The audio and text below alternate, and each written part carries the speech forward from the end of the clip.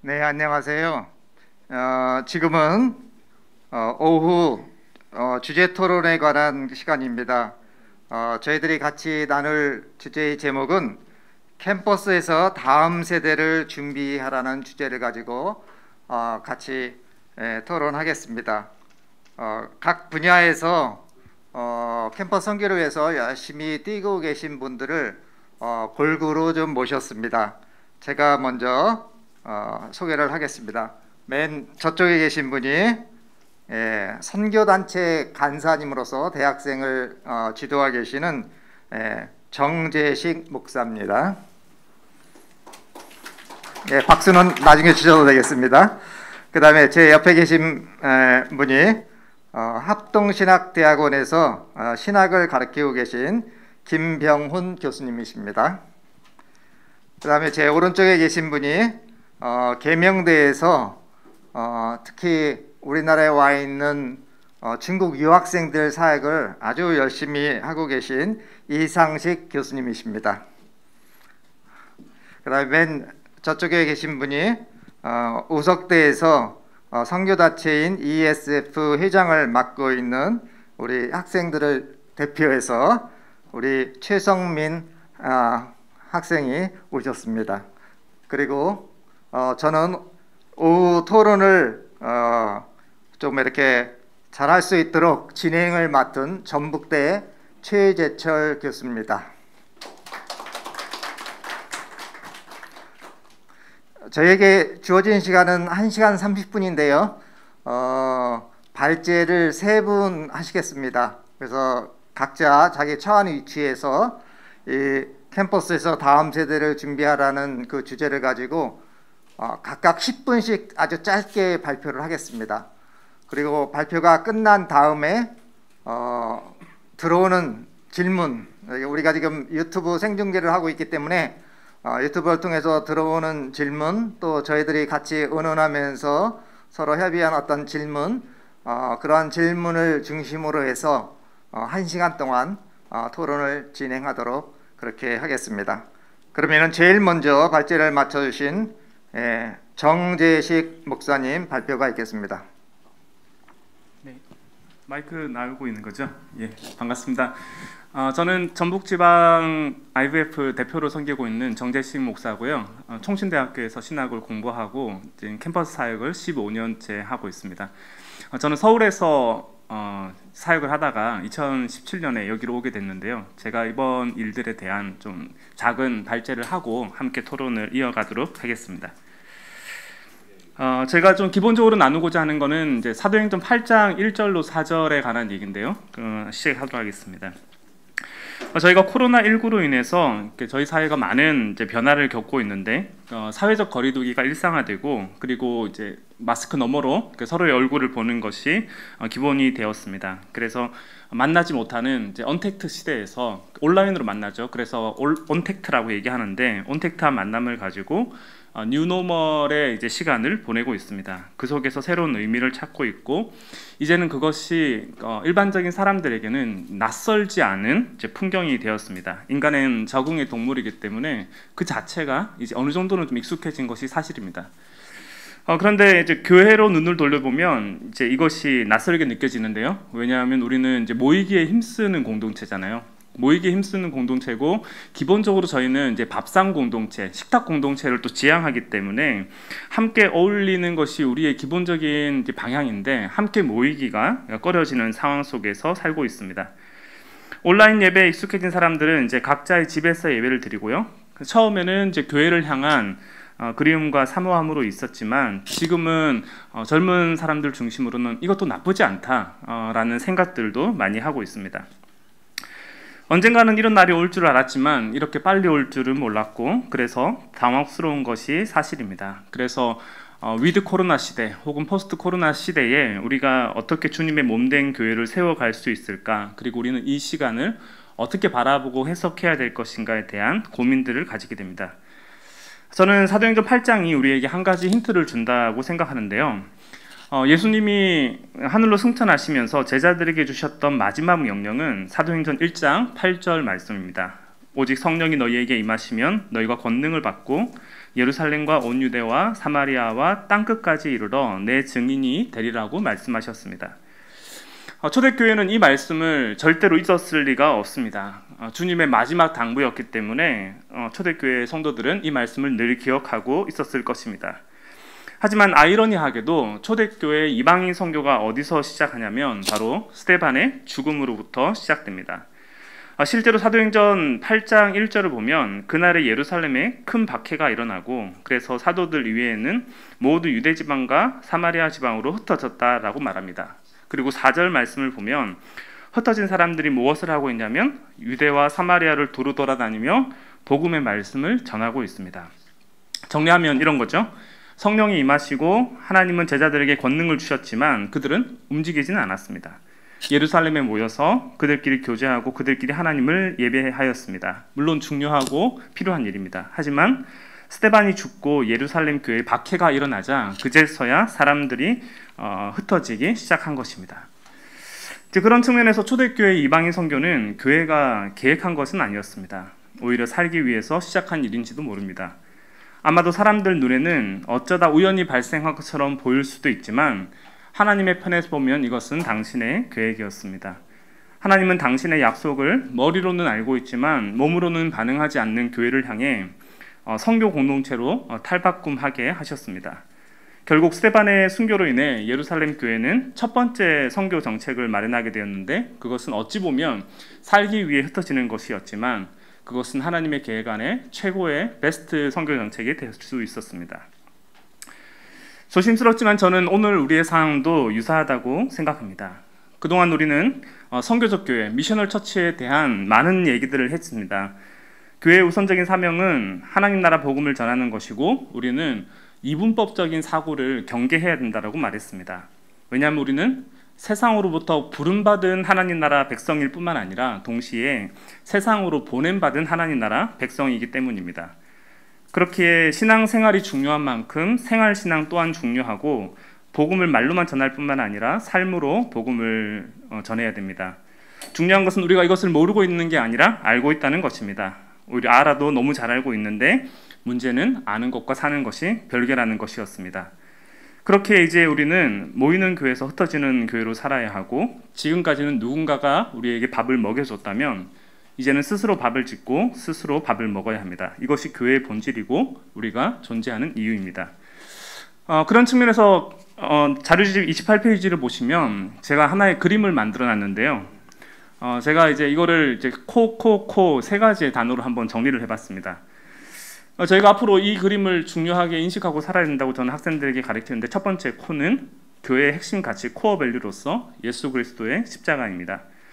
우리는 유한한 피조물로서 매일 예수 그리스도의 십자가 앞에 나아가는 삶을 살아야 합니다. 그분을 먹고 마시고 뵙는 것이 우리 삶의 원동력이 되어야 합니다. 그렇지 않으면 우리는 아무것도 할 수가 없습니다. 그래서 앞으로의 시대에 본질적인 우리의 사역에 더 큰 집중을 해야 되지 않을까 저는 생각합니다. 두 번째 코는 이제 커넥트 인사이드, 우리 내부 공동체 안에서의 관계로서의 모습인데 저는 이제 인커리지 하는 삶, 그러니까 서로를 격려하고 독려하는 삶이 필요하다고 생각하는데요. 특별히 히브리서 기자는 이렇게 얘기를 했습니다. 서로 돌아보아 사랑과 선행을 격려하며 모이기를 피하는 어떤 사람들의 습관과 같이 하지 말고 오직 권하여 그날이 가까움을 볼수록 더욱 그리하자. 그렇게 우리는 믿음의 길을 걷고 있는 친구에게 힘을 북돋아 주어야 됩니다. 동시에 어그러진 길을 가는 친구에겐 사랑 안에서 진리를 말해줘야 됩니다. 이것은 온라인과 오프라인 상관없이 우리가 그리스도인의 공동체로서 가져야 할 핵심 가치 중에 또 다른 한 모습입니다. 세 번째 코는 이제 커넥트 인사이드, 우리가 외부 관계로서의 삶의 모습에 관한 정리를 해봤는데요. 그것은 환대의 삶을 사는 것이라고 저는 생각합니다. 이것은 접대와 저는 다르다고 생각합니다. 접대는 우리가 좋은 모습을 보여주기 위해서 꾸미는 동기가 들어가는 거죠. 하지만 환대는 있는 그대로 우리의 모습을 보여주는 것입니다. 일부러 억지로 그런 척하며 살아가는 것이 아니라 정말 있는 그대로의 우리의 삶의 모습을 보여주고 그들을 초대하는 것입니다. 하나님이 우리를 있는 모습 그대로 용납하셨듯이 우리도 그들을 있는 모습 그대로 용납하고 매일의 삶 속에서 하나님을 경험하고 서로가 서로를 세워주고 격려하는 보냄받은 하나님 나라 백성으로 살아가는 것이 우리에게 매우 중요한 정체성이라고 생각합니다. 그렇기 때문에 저는 이 시간이 지나고 나면 우리 안에 알곡과 쭉정이가 구분되리라고 생각합니다. 우리는 속이 꽉 찬 알곡일까요? 아니면 겉모습만 반질반질한 쭉정이가 될까요? 바라기는 포스트 코로나 시대를 준비하며 우리의 본질이 더욱 깊어지고 회복되기를 소망합니다. 우리는 믿음의 반석 위에 집을 지은 하나님 나라 백성이기 때문입니다.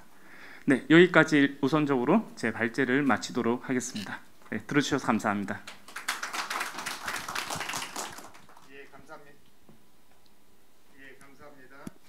시간을 아주 잘 지켜주셔서 감사합니다. 두 번째 발제하실 분은 합동신학대학원의 김병훈 교수님 되시겠습니다. 네, 안녕하세요. 반갑습니다. 오늘 귀한 자리에 이렇게 토론의 발제자 한 사람이고 또 이야기를 나눌 수 있는 영광을 갖게 돼서 참 기쁩니다. 그런데 사실 저는 이제 어떤 의미에서 전도 상황 안에 있는 사람은 아닙니다. 제가 이제 사역하는 교회는 이제 신학대학원이고, 신학대학원은 이미 훌륭하게 전도를 다 받고 그리스도의 제자로서 사역자로 부르심 받은 사람들을 양육하는 기관에 있기 때문에 사실 치열한 전도 현장 안에서의 영적 전투, 이거를 제가 경험적으로 말하거나 그걸 통해서 또 무언가를 드러낼 그럴 일은 별로 없습니다. 그런데 다만 이제 오늘날의 상황이 전도가 과연 어려운 상황이냐, 우리가 어떻게 봐야 될 것이냐, 이런 일반적인 계획을 좀 나누고, 또 그럼에도 불구하고 제가 또 혹시 오늘 이 자리에서 뭔가를 또 저도 배우고 또 드릴 말씀이 있으면 나누는 자리는 기쁘겠다 싶어서 지금 함께해서 참 마음이 기쁩니다. 우선 이제 우리가 오늘날 전도가 되겠느냐라는 이제 문제가 있는데, 전도를 거부하는 시대에 어떻게 우리가 전도할 수 있을까? 전도의 방법들을 제가 먼저 한번 생각해봤어요. 걔가 나와 있는 전도들은 뭐 노방전도, 소책자, 인터넷 삶의 성경학습, 관심 및 취미, 관계전도, 일대일전도 등등 다양한 방법이 있습니다. 또 하나 사실 여기 빠진 게 하나 더 한다면, 대중적으로 광야에서 외쳐서 많은 사람을 이렇게 동원하여 할 수 있는 선교 전략, 이런 것들도 한 가지만 있을 수 있겠죠. 되게 이제 지금 방금 되게 우리가 전도하면 사도행전 시대를 많이 생각해요. 그 이제 초대 교회 때 있었던 오순절 성령 강림 때 폭발적인 어떤 전도 현장들, 그것들에 대한 우리가 항상 그 회개적인 또는 그리운 또는 복고적인 마음이 있고, 한국 교회도 또 그럴 때가 있었거든요. 그러니까 이제 장대현 교회에 있었던 대각성 집회 같은 건 우리가 늘 꿈으로 다가오고 있는데, 현재 그 일이 잘 일어나지 않습니다. 도대체 왜 그럴까? 전도 하나님께서 오순절 성령 강림 사건을 보였던 교회 탄생과 관련된 아주 구속사적인 획기적인 사건이 있죠. 그것은 뭐냐면 구약교회에서 이제 신약교회를 하나님께서 그리스도의 몸된 교회를 세워가는 중요한 사건적 계기는 특별한 그런 사건, 폭발적인 어떤 그런 일과 맞물리고 성령의 역사와 맞물려서 그리스도만이 왜 구약교회를 완성하는 분인가를 보여주는 신학적 의미가 매우 강했습니다. 그러니까 그런 특별한 개입적 요소의 역사가 많았죠. 그런데 사실 성경을 더 읽다 보면 고린도전서, 전후서, 갈라디아서 교회를 쭉 읽다 보면 그 교회들이 폭발적인 성장을 하고 있지 못해요.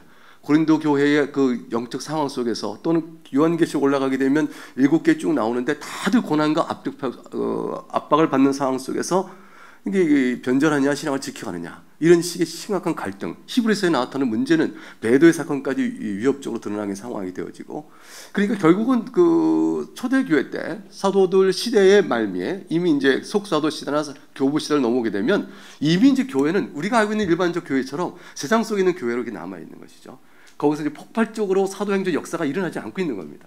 그러니까 로마 황제에 의해서 교회가 공인되어지고 국교화되는 과정을 거쳐서 그 1세기라는 유럽 사회 속에 기독교가 중심이 되어지는, 주류가 되어지는 역사적 계기를 갖고 있었지만, 사실 이게 전도의 힘으로 되어진 건 아니거든요. 하나님의 구속사적인 전체 관점에서 사건을 열어줘서 얻어진 결과들이죠.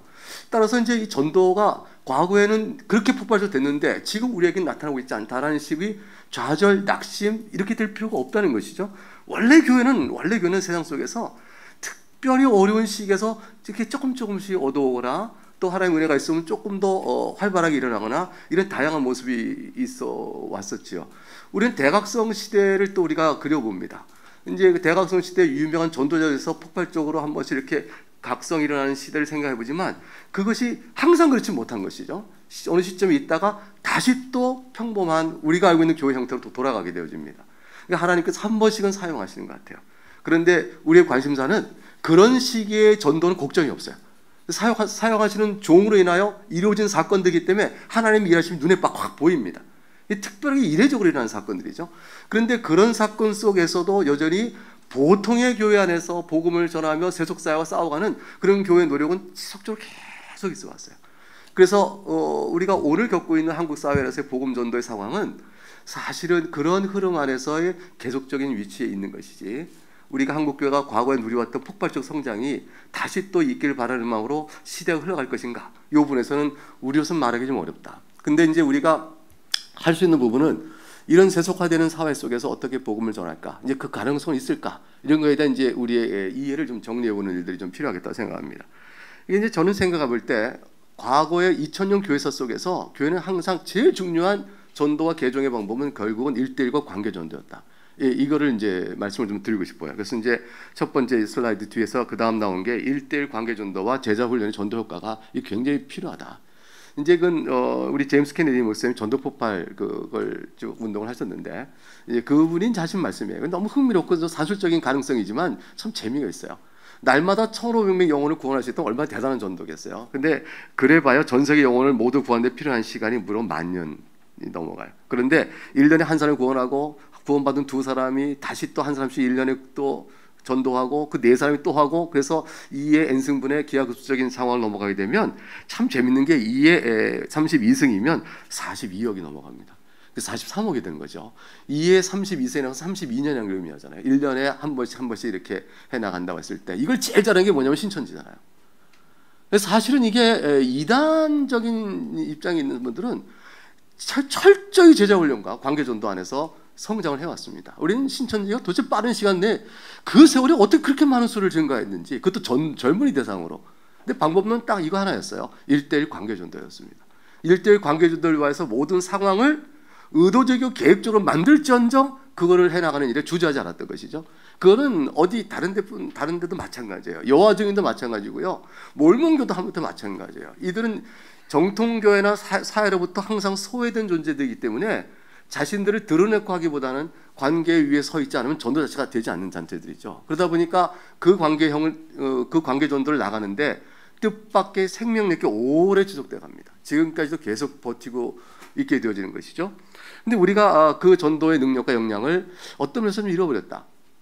말하자면 모이는 데 힘들다 보니까, 모인 수의 전도의 결과를 열매를 보게 되다 보니까 어떻게 보면 나가서 각각이 전도해가는 1대1 어떤 관계에서 가는 성도 개개인의 전도 군사훈련, 그리스도인의 자기 증거, 이 부분에서 우리가 좀 약했다. 이런 생각을 좀 해보게 됩니다. 현대 사회가 반종교 사회냐? 이건 그렇지 않다. 로든 스타크, 좀 유명한 분이죠. 이분이 이제 조사해봤는데 미국도 되게 무종교가 조사 한 10년 사이에 무종교 응답자가 늘었지만 사실은 20년 사이에, 그러나 사실은 교회 불출석을 의미하는 것이지 종교성 자체가 없는 것은 아니다. 그리고 그럼 범세계적으로 어떠냐? 이제 피터 버거 같은 사회학자는 이제 이런 주장을 했어요. 대개 이제 근대화가 진행되면 세속화될 것이라. 그런데 근대화와 세속화는 비례적이지 않다. 이제 그것이 또 현재 얻어진 결론으로 보는 거죠. 그러니까 모던 소사이어티는 결코 탈종교화가 아니었다. 그것은 이제 갤럽의 세계 여론조사에서도 나타나는데, 중국을 제외하고 지난 일주일 동안에 예배 장소 간의 예배문을 추상한 적이 있느냐라는 질문, 어떤 형태가 종교 형태를 의미하는 겁니다. 불교건 어떤 종교 형태를 가진 적이 있느냐 물을 때 53%가 긍정적이었다. 종교가 당시 삶에 중요한가 할 때 76%가 그렇다고 얘기했다. 이렇게 되죠.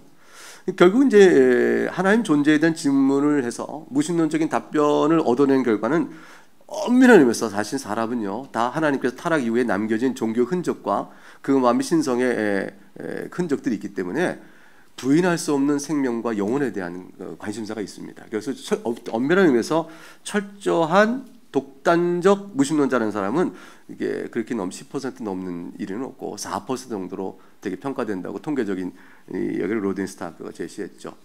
그러니까 이제 요 근래 들어서 소위 자연과학적인 이해를 기초로 해서 그걸 통해서 자신들의 무신론적인 입장을 주장하는 사람들이 소리를 높인다 할지라도 실제적인 양은 그렇지 못하다. 유럽은 탈기독교화되고 있느냐? 유럽이 자유주의 신학과 성경의 영감성을 부정하는 의미에서는 탈기독교화 되는 것 같지만 유럽에 있는 사람들의 일반적인 상태는 여전히 어떤 형태로든가 종교성을 지향하고 있다. 이제 이런 게 현재 제시된 통계입니다. 그렇다면 현대사회 복음전도 어떻게 될 것이냐, 이제 이런 문제죠. 종교성은 있으니까 복음을 전도할 터전은 있는 겁니다. 그러면 우리는 어떻게 부딪힐 것인가 할 때 그 내용에 제 생각할 때는 전도에 있어서 우리가 항상 생각할 것이 무엇을 믿을까를 알려주는 거에 더해서 왜 그것을 믿어야 하는가에 대한 설명이 계속 있어야 한다. 그러니까 왜 믿어야 하는가? 이제 그것을 위해서는 이제 우리가 전도할 때 예컨대 사도 바울의 전도도 저는 마찬가지로 생각해요. 사도 바울이 이제 사도행 17장에서 범사의 종교심이 많도다. 너희가 알지 못하는 신에게는 새긴 단도 있는데 이런 상황 인식을 기초로 해서 너희가 알지 못하고 위하는 것을 내가 너희에게 알게 하겠다라고 말함을 해서 하나님은 사람이 지은 이러한 곳에 있지 않는다라고 무엇인가를 설명했죠. 그리고 그 이유는 뭐냐? 하나님은 창조주시다라고 설명했어요. 오늘날 이것을 질문을 그냥 가져온다면 똑같은 전도 상황 속에서 하나님은 창조주신 우리가 다 믿고 그를 예배해야 된다라고 얘기할 때 그 창조주를 왜? 라는 것에는 답을 할 수 있는 준비를 해야 되죠. 그러니까 복음과 창조 이 두 가지가 기독교의 핵심 메시지인데 이 두 가지가 무엇을 말하는가와 동시에 각각에 대한 변증적 또는 설명력을 갖고 말할 수 있으면 좋겠다. 그것이 이제 우리에게 필요한 준비가 아니겠느냐. 이런 정도의 이해를 갖고 오늘 제가 발제 내용을 마치도록 하겠습니다. 네, 감사합니다. 네, 감사합니다. 예, 오늘 아침에도 그랬고 오전에도 그렇고 그 전도 문제는 굉장히 중요한 문제인데 우리 김병원 교수님께서 그 문제를 타치해 주셨습니다. 다음으로 계명대의 이상식 교수님께서 발제해 주시겠습니다. 시간은 10분입니다.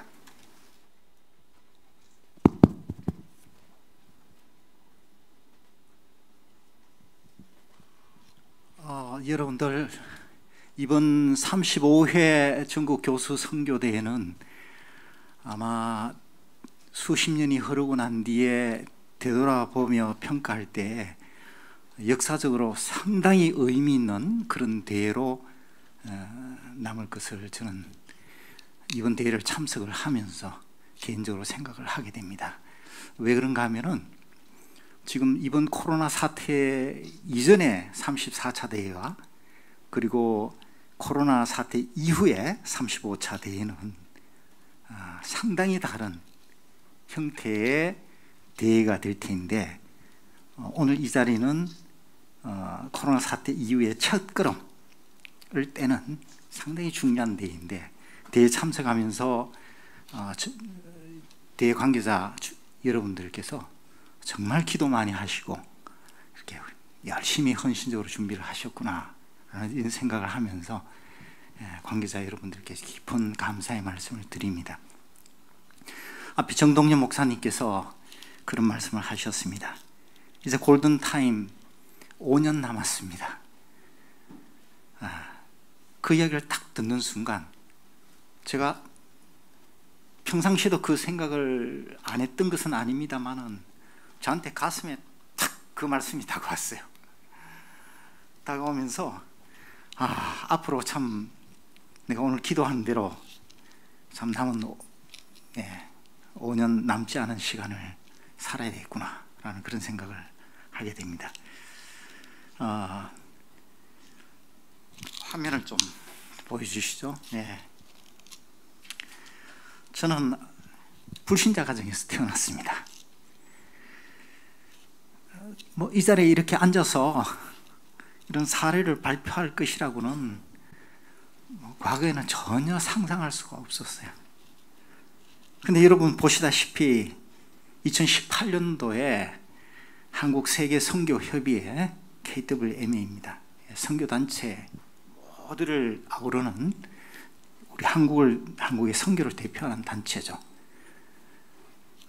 KWMA로부터 처음으로 교수 선교사로 파송을 받았습니다. 그 이전까지는 개인적인 욕심이 있었죠. 학교 내외적인 그런 부분에서 학문적으로 욕심이 있었습니다. 그러나 그 어떤 타이틀보다도 저는 이 교수 선교사라는 타이틀을 가장 값지게 생각하고, 그리고 이것이 바로 내가 앞으로 살아가야 할 가장 중요한 정체성이다 라고 이렇게 생각을 하고 있습니다. 그런데 감사하게도 우리 이순복 회장님께서 이 교수 선교사의 중요성을 이해를 하시고, 또 박신영 교수님께서 헌신해 주셔서 KWMA와 함께 지속적으로 교수 선교사들이 지금 파송되어지고 있는 것을 볼 때 정말 감사하게 생각을 합니다. 저는 10년 전부터 우리 시대의 흐름을 읽으면서 이것이 저에게 주어진 시대적 사명이다 라고 생각한 사역이 있었습니다. 그것은 노동자 사역에서, 그리고 유학생 사역으로, 그리고 다문화 사역, 이 시대의 흐름에 맞춰서 저희 선교 패러다임도 조금씩 조정이 되어져 왔습니다.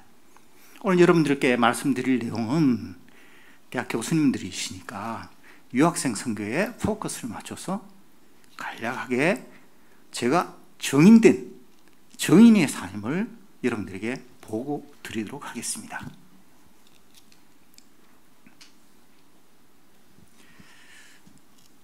기독교 지도자들은 시대의 흐름의 변화를 정확하게 읽어내고 그에 맞춰서 복음을 전하는 것이 중요하다고 생각합니다. 대한민국 반만년 역사상 지금같이 우리나라 국군이 성한 적이 없었습니다. 그것은 바로 코리안 웨이브로 나타나고 있습니다. 한류, 신한류입니다. 학문적으로 한류를 1, 2, 3개로 이렇게 분류를 합니다만, 중요한 것은 1997년도에 중국에서 시작되어진 이 한류가 지금 세계 곳곳에서 한류에서 신한류로 이어지고 있다는 이야기입니다. 이제는 신한류 4기까지 이야기가 나올 정도로 지금 굉장한 바람이 지금 불고 있습니다. 이게 아주 중요한 길입니다. 빌립보가 동방구에서 서방구로 복음이 들어가는 아주 중요한 전초 기지가 되어지는데, 빌립보가 로마의 엘리트 군인들이 거기에 주둔했던 이유가, 작은 로마라고 이야기했던 이유가 있습니다. 그것은 군사도로죠. 군사도로를 통해서 복음이 들어가서 유럽으로 들어가는 굉장히 중요한 역할을 하는데, 지금 코리안 웨이브를 통해서 길이 지금 만들어지고 있다는 겁니다. 이제 이 길을 타고 우리가 한국의 교회가 가지고 있는 DNA가 있습니다. 그것은 선교죠. 이 선교 DNA로 무장되어진 해외에서 계속 지속적으로 유입되어지고 있는 유학생들을 잘 훈련시켜서 우리가 복음을 전파를 해야 되겠다라는 것이, 이것이 제가 읽은 시대 흐름이고 우리 기독교 교수가 해야 될 가장 중요한 시대적 사명이다. 요 하나만 제가 여러분들에게, 기독교 교수님들에게 제대로 전달이 되어진다면은 저는 제 발표 여기서 중단해도 될 것 같습니다. 예. 지금 파워포인트. 예. 지금 이 신한류의 핵심은 온라인입니다. 온라인을 통해서 엄청나게 빠른 속도로 번지고 있다는 것입니다. 그러면서 유학으로 이어지고 있죠. 그래서 유학생 현황인데 97년도부터 시작해서 작년 16만 찍었습니다. 지난 5년 동안 2배로 늘어났어요. 그럼 앞으로 5년 동안 2배로 늘어날 겁니다. 30만까지 2025년이 되면 한 30만까지 갈 거로 예측을 하고 있습니다.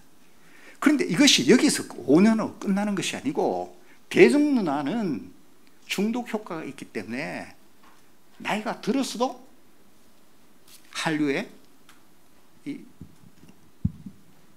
영향을 지속적으로 받게 된다는 것입니다. 국내 입시 자원들 동나가는 거 아시죠? 우리의 답은 유학생들입니다. 대학에 살 길도 유학생입니다. 저는 한 제자를 굉장히 소중하게 생각합니다.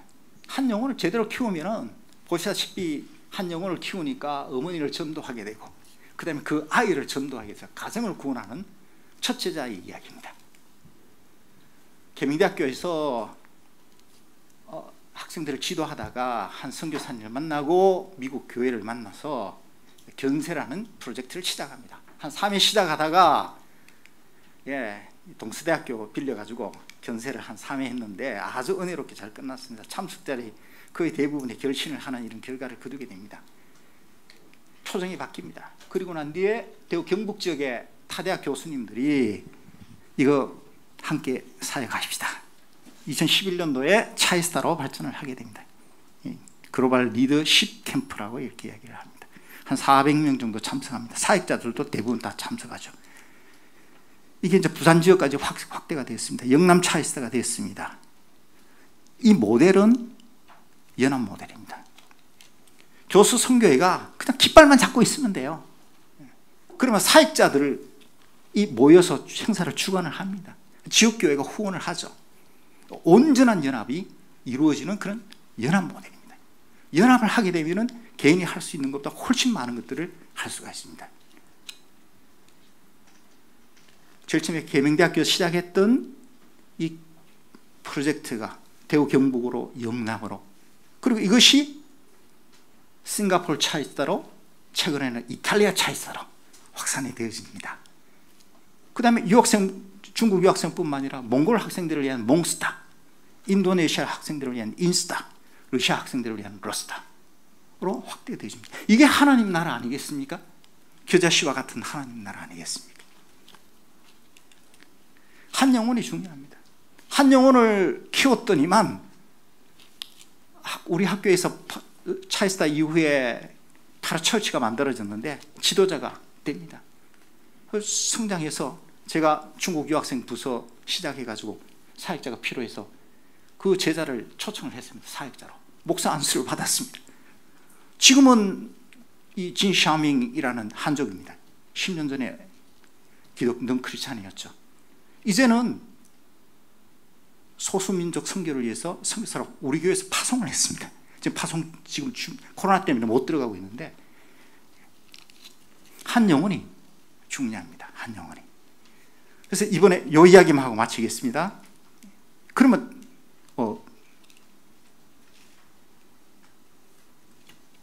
코로나 사태 현재 어떻게 할 것이냐, 앞으로는 또 어떻게 될 것이냐, 제가 1분 안에 끝내겠습니다. 원래 10차 대회입니다. 이거 어떻게 할까요? 하나님께 주신 말씀은 해라. 그리고 더 적극적으로 해라. 이때가 기회이다. 더 적극적으로 해라. 이 차이스타를 확장할 수 있는, 우리나라에 전체적으로 확장할 수 있는, 그리고 세계로 확장할 수 있는 대단히 좋은 기회다. 그래서 추석 연휴 기간 중에 이렇게 지금처럼 전북대 이 모델이 똑같습니다. 한 100명 정도 이 자리에서 모여서 집회를 하고 온라인으로 전국에 있는 중국 유학생들에게 다 안내를 해서 접속하도록 하고, 심지어 더 중요한 것은 귀국한 중국 전역에 있는 귀국한 제자들 다 초청할 예정입니다. 그 학생들 지금 정착률이 한 10%밖에 안 돼요. 그 코로나 사태로 인해서 지금 신앙생활하기가 상당히 어렵습니다. 제 제자를 초청했습니다. 중국은 관시 관계가 굉장히 중요해요. 지도교수가 연락해서 연락한 것만으로도 반가운데 예전에 참석했던 이 차이스타 대회를 초청을 했습니다. 결혼한 자기 아내까지 함께 참석하겠다고 그럽니다. 오히려 이번 기회를 통해서 저희들은 기대하고 준비를 하고 있습니다. 비록 눈으로 보이는 이 오프라인은 제한되어 있지만 사이버 공간은 우리가 생각하는 것보다도 넓고, 하나님의 뜻은 그 사이버 공간까지 땅끝이니까 복음을 전하라는 메시지였습니다. 고맙습니다. 저희들에게 들어온 질문을 중심으로 해가지고 서로 나누는 시간을 좀 갖겠습니다. 그래서 인도하는 순서는요. 먼저 발제하신 분들의 그 내용에 대해서 질문하실 분들이 있을 것 같아요. 그래서 그 질문 내용을 제가 좀 이렇게 카톡으로 봐가지고요. 좀 대신 좀 이야기를 하겠고, 그다음에 각 발표자에게 그 대답을 듣는 시간을 간단히 갖겠고요. 그다음에 이 세 분 발제대한 그것이 끝나면은 전체 질문, 꼭 뭐 이 발제자뿐만 아니라 특히 이번 35차 이 선교대에서 나올 수 있는 그런 전체 질문을 또 같이 다루는 시간을 좀 갖도록 하겠습니다. 그러면은 제 첫 번째 발표해 주셨던 정재식 목사님 그 발표에 대한 질문입니다.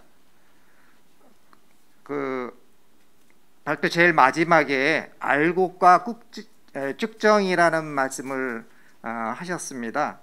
그런데 이것을 코로나 사태를 좀 이렇게 통해서 봤을 때 이것이 좀 더 명확하게 구별될 것이라고 하셨는데 어떤 기준으로 그렇게 나누어질 수 있는지요? 예를 들면 뭐 교회 출석이라든가 헌금이라든가 기도라든가 봉사라든가 뭐 전도라든가 뭐 이런 것으로 전통적인 어떤 그런 걸로 나누어질지 아니면은 또 목사님께서 생각하시는 다른 기준이 있는 것인지 이것이 첫 번째 들어온 질문입니다.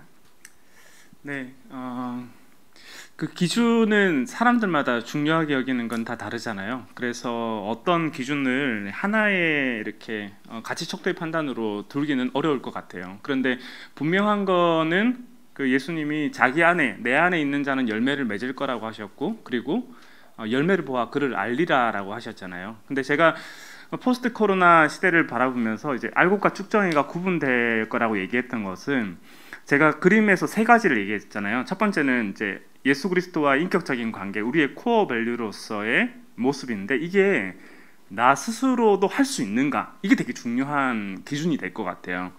그러니까 왜냐하면 지금 이제 가족 종교화 되어가고 있다 얘기하거든요. 부모님의 신앙을 내가 이어받고 부모님의 고백을 내 고백으로 삼고 교회의 고백을 그냥 내 고백으로 하고 있었는데 그게 아니라 진짜 내가 예수 그리스도를 내 삶의 어떤 분으로 고백하는지 주대심에 관한 부분, 그 다음에 다른 사람이 떠먹여주는 밥이 아니라 내가 스스로 밥을 먹을 수 있는 것인지, 이게 이제 개인의 신앙에 있어서 하나님과의 살아있는 관계에 대한 척도가 될 거라는 거죠. 그거는 다른 사람이 누가 볼 수 있는 게 아닙니다. 그것은 하나님과 내 자신이 알고 있는 거죠. 그래서 그런 측면에서 개인의 측면에서는 예수 그리스도와의 관계, 그 주대심에 관한 부분들이 중요한 이제 기준점이 될 것 같고요. 그리고 공동체의 기준으로 봤을 때는 우리가 서로를 돌보는 관계가 되어 있는가, 그것 또한 공동체의 알곡과 쭉정이를 구분하는 중요한 모습이 될 것 같습니다.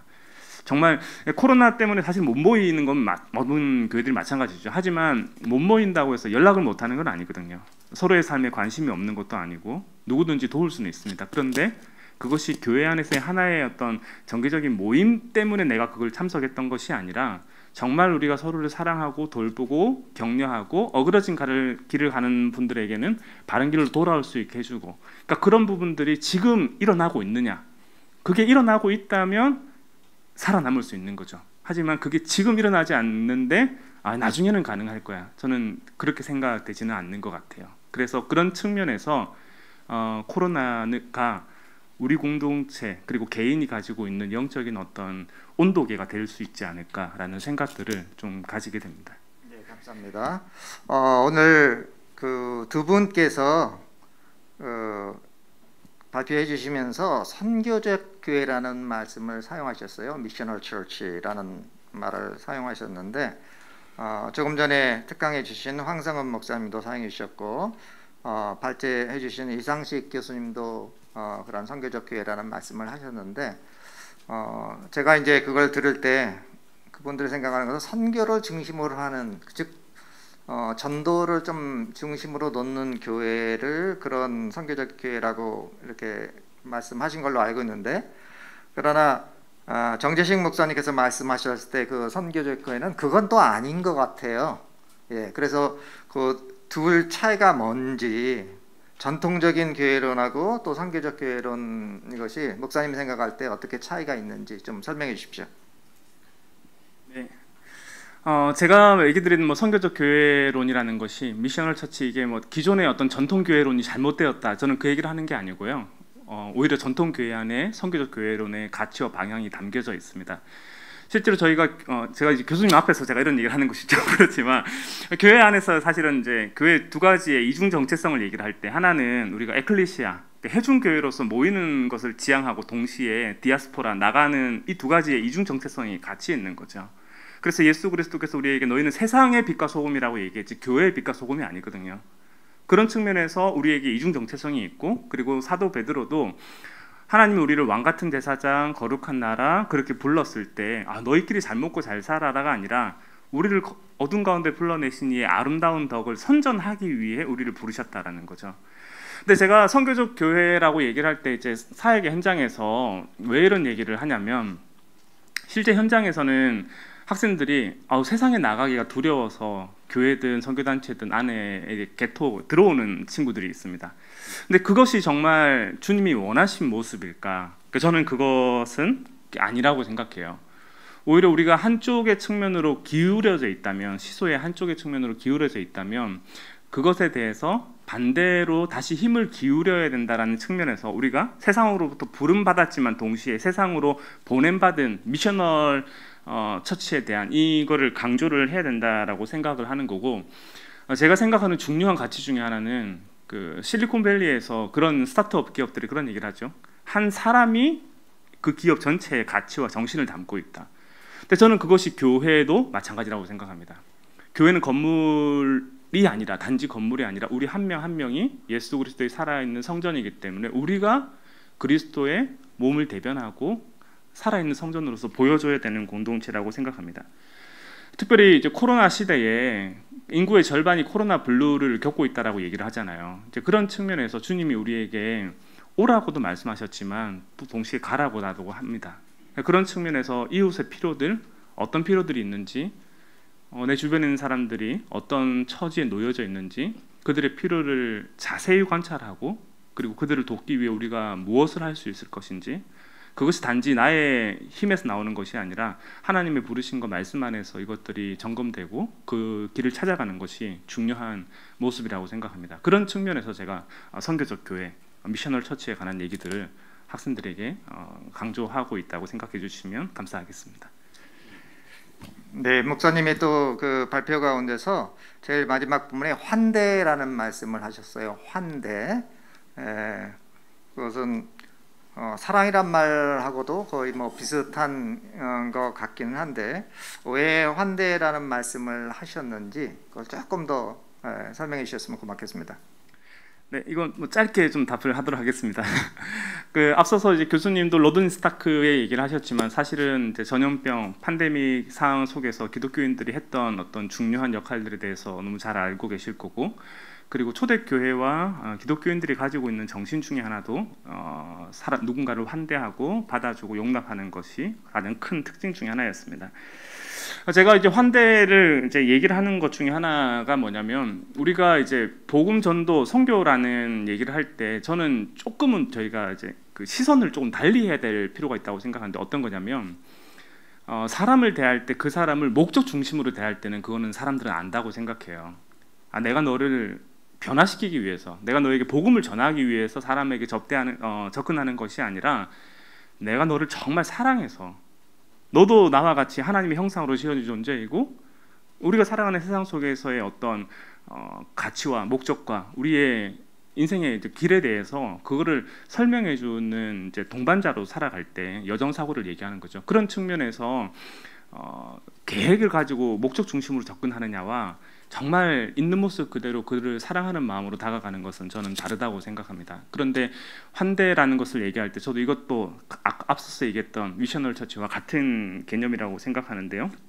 이것이 우리의 어떤 선교 전략이나 방법으로 접근하기 이전에 이것이 우리의 삶의 가치가 되어야 되고 정신이 되어야 되고, 예수 그리스도께서 누가 내 이웃입니까? 라는 질문에 너도 가서 이와 같이 하라라고 얘기하셨던 것처럼 그것이 우리의 몸에 자연스럽게 배어 익어야 되지 않을까, 이제 그런 측면에서 제가 접대와 환대를 좀 구분해서 얘기를 했었습니다. 예, 감사합니다. 시간이 많이 갔기 때문에 뭐 질문은 많이 할 수 있겠지만 이상으로서 첫 번째 발제에 관한 질문은 끝내기로 하고요. 두 번째 발제에 관한 질문을 간단하게 좀 요약을 해보겠습니다. 아까 제임스 케네디가 얘기했던 전도 폭발을 시작했던 제임스 케네디가 했던 이의 N승분으로 인구가 복음이 전파되면은 32년 만에 전 세계 복음화는 끝난다 그렇게 했는데 실제로 몇천 년이 지나도 끝나지 않고 있고 아직도 좀 요원하게 느껴지잖아요. 그 이유는 아마 N이 중간에 잘리기 때문에 그러지 않을까. 그러니까 계속 하면은 32년인데 그게 중간에 반 잘라버리면은 64년으로 늘어난다는 거죠. 그런 식으로 이제 될 것 같은데 왜 연결고리가 끊어지는가? 예를 들면 신천지는 잘 되는데 왜 이 교회는 잘 안 되는가? 뭐 그런 질문이 하나 들어와 있고요. 그 다음에 한꺼번에 하겠습니다. 오늘날 같이 기독교가 숫자가 줄어들고 있고, 그 다음에 기독교에 대한 부정적인 생각이 우리 사회를 뒤덮고 있습니다. 그리고 점점 기독교에 들어오는 숫자보다 나가는 숫자가 더 많아지고 성장이 멈추고 있는 이 어려운 시점. 예를 들면은 작년 같은 경우에 제일 기독교와 관계돼서 이슈가 됐던 것이 지나친 정치 개입, 그 다음에 세습, 자녀에 의한 목회 세습, 그 다음에 세 번째 목회자의 성 문제, 그 다음에 동성애 등등 그러한 것이 이 사회에서 기독교를 부정적으로 나타내고 있습니다. 올해는 말할 것도 없이 코로나에 있어서 확산에 있어서 신천지와 또 사랑제일교회가 정말 큰 이슈로 사회에 큰 영향을 주고 있는데, 이런 상황 가운데서 어떻게 복음을 전해야 될지 참 고민이 된다고 합니다. 혹시 교수님 생각은 좋은 아이디어가 있으면 좀 얘기해 주십시오. 이런 상황에 왕도가 있거나 어떤 비법이 있거나 비결이 있지는 않겠죠. 참 어려운 상황인 건 맞습니다. 그런데 이제 한 가지 우리가 현상적으로 확인할 수 있는 것은 교회의 부정적인 이슈나 소문들이 사회 안에 많아질수록 복음 전도에 장애가 되는 것은 틀림없습니다. 이제 그건 두말할 필요 없죠. 그러니까 복음 전도라는 것은 어떤 이들에게 왜 기독교를 믿어야 하는 것인가? 이 말은 다시 말하면 왜 하나님을 믿는가? 이런 얘기죠. 기독교는 종교를 믿는 게 아니고 우리가 전하는 메시지의 대상이 하나님을 가르치고, 또 우리가 피조물인 걸 말하고, 또 우리가 죄인인 걸 말하고, 죄의 용서가 필요하고 하나님의 심판이 있다, 이런 내용들을 이제 가르치려고 전해서 그 영혼을 구원하는 것인데, 이 모든 복음적 진리를 알고 있고 이미 그거를 종교적 교회로 구성하고 있는 사람들 사이에 이런 이제 사회가 볼 때 눈살 찌푸릴 만한 많은 일들이 벌어지고 있다는 사실은 우리가 믿는 바에 대한 신뢰성을 그들이 갖지 못하게 만드는 것이기 때문에 아주 뼈아프고 아주 굉장히 괴로운 일입니다. 그래서 답은 그겁니다. 부정적 이슈가 많은데 어떻게 복음 전도합니까? 라고 물을 때 어려울 것입니다가 답이에요. 두 번째는 부정적 이슈를 덮을 만한 선한 소문들과 선한 일들이 많아지는 게 답이라는 것밖에 없죠. 그런데 이제 그런 일들을 이루어가는 일은 상당히 어렵습니다. 왜냐하면 교회 구성원 자체가 신자들이 누구도 사실 완전 성화를 이룬 사람이 없어요. 다 우리가 죄의 흔적과 연약성을 갖고 살아가는 사람들이며 일반적 도덕 수준에서 겨우겨우 살아가는 일들이 태반인 것이죠. 예수를 믿지 않아서도 아니고 죄인됨을 고백하지 않아서도 아니고 용서의 은혜를 몰라서도 아닌데, 실제 삶 속에 도덕적인 성화를 이루어간다는 일은 신자 개개인이 자라가는 일에 있어서 상당한 시간들이 필요하고, 또 그걸 일깨우는데도 오랜 목양적인 인내가 필요합니다. 그런 가운데라는 현상적인 수준에서 교회가 사회보다 탁월한 도덕성을 가져야 한다는 당위는 맞는데 현실은 그렇게 되기 어려운 거예요. 그래서 2000년 교회사 속에서 교회가 다른 사회보다 탁월한 도덕성을 가졌다는 것도 예컨대 사건적으로 있지, 평상시 모든 교회가 그렇지는 못했어요. 제가 이제 미국에 공부하러 갈 때 미국 교회는 탁월할 것이다, 이렇게 한국 교회에 비해서 훨씬 더 우월한 수준을 보고 있다라고 기대하고 갔습니다. 알고 봤더니 미국 교회에 보이고 있는 한국 교회에 비교해서 좀 더 안정된 도덕과 신앙의 표출들이 미국 사회 자체의 법과 질서에 대한 일반적인 수준에 비춰보면 또 거기에 기대어 있는 것이 좀 있어요. 결국은 이제 이런 상황이 이제 교회 현실이라는 사실을 우리가 좀 자각할 필요가 있습니다. 그래서 사실은 저는 누가 복음을 전할 때 지금 말씀드렸던 예들의 교회, 오늘 우리가 뉴스에 듣는 그런 예들을 들고 전하는 복음에서 반박을 하거나 멸시하거나 조롱을 한다면 대답은 다 한 가지 생각합니다. 모든 복음은 여기로부터 출발하는 것인데 그 출발점은 뭐냐면 그래서 예수 믿습니다, 이거밖에 없어요. 우리가 다 죄인입니다. 너무 슬픕니다.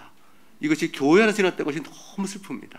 근데 이런 일들은 세상 속에 있기 때문에 우리가 예수 믿는 것뿐이고, 그런 교회로 인해서 이 슬픔 속에 답을 주신 소망된 예수님을 믿지 않는다면 우리는 소망할 것이 없습니다. 그리고 참 죄송합니다. 너무 슬프고 괴롭고 용서를 구합니다. 결국은 우리가 죄인된 자기 고백과 용서받는 것을 고백하는 것이 전도라고 할 때, 이런 교회 현상들의 모든 아픔을 그냥 다 받고 죄를 용서를 구하고, 그럼에도 불구하고 그래서 예수밖에 없습니다라고 말하는 것, 그것이 우리가 출발해야 될 전도의 자리라. 이 가르치는 자리에서 위에서 내려 가르치는 것이 아니고 밑에서 죽었다 살아난 자로 말하는 것이기 때문에, 힘있고 강력하게 진리 선포하는 선지자적 외침은 우리 내부적으로 할 일이지, 외부로 향해서는 죄인 용서받은 죄인의 모습일 뿐이에요. 탕자의 모습으로 다른 사람들에게 아버지 사랑을 말할 따름이지, 우리가 뭐 탕자 그 정도까지 타락했던 사람들이다, 그런데 용서받고 있는 것이다. 이제 이런 얘기를 좀 할 필요가 있고, 그러면 지금 회자되는 사람들 다 예수 믿는 용서받느냐라는 식의 이제 빈정거리 있죠. 그럼 복음 자체 원리에 대한 문제가 있죠. 이런 문제가 있다고 생각합니다.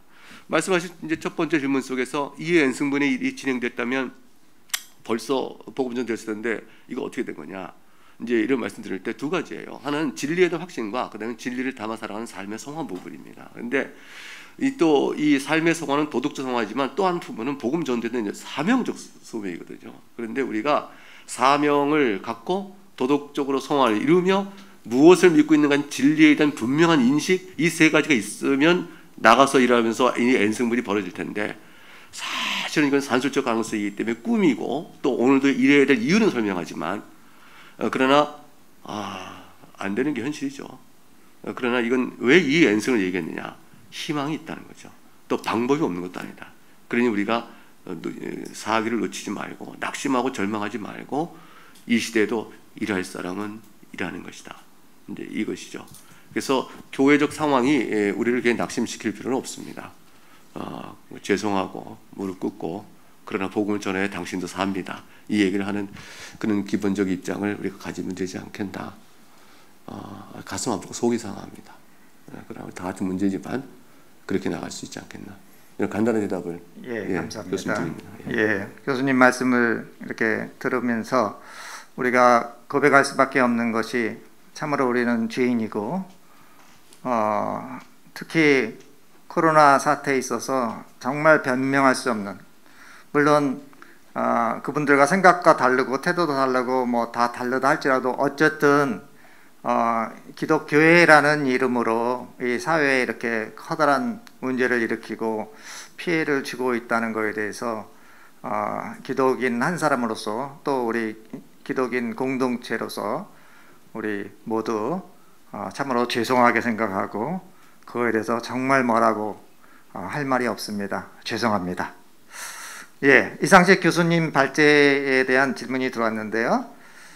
중국뿐 아니라 아프리카, 중동 여러 국가 전 세계에서 교수들이 더 조직적으로 함께 헌신할 수 있는 어떤 전략이 있으면 좀 말씀해 달라고 하는 것과요.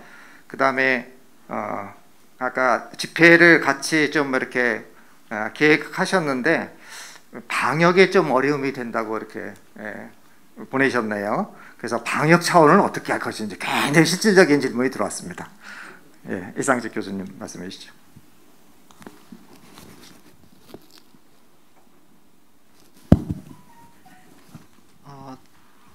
세계에서 한국의 기독교수처럼 이렇게 헌신적으로 제자들을 사랑하며 온 힘을 다해서 참 생명을 살리는 사에게 어린아나 이런 나라는 없는 것 같아요. 제가 들어본 적이, 혹시 여러분들 중에 아시는 나라가 있으면 저한테 좀 알려주죠.